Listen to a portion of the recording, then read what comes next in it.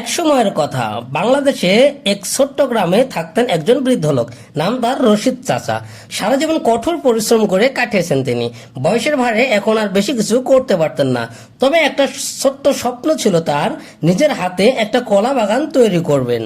একদিন তিনি ঠিক করলেন জমির এক কোনায় কলার গাছ লাগাবেন। ধীরে ধীরে রশিদ চাচা তার ছোট্ট জমিতে শত শত কলার গাছ রোপণ করলেন।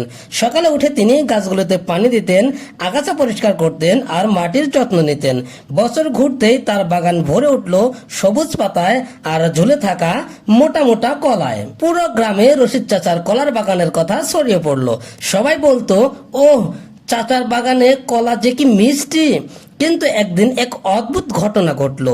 সকালে উঠে রশিদ চাচা দেখলেন তার পুরো কলার বাগান খালি, গাছে একটা কলাও নেই। চাচা হতবাক হয়ে বসে পড়লেন মাটিতে। চারিদিকে খোঁজ খবর নিলেন, কোনো চোরেরও তিনি দেখা পেলেন না।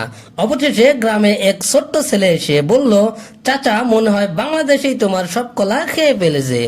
চাচা প্রথমে কিছুই বুঝতে পারলেন না, পরে হাসি মুখে বললেন, হ্যাঁ, যদি আমার কলা খেয়ে পুরো বাংলাদেশ খুশি হয় তবে এতে আমারই গর্ব।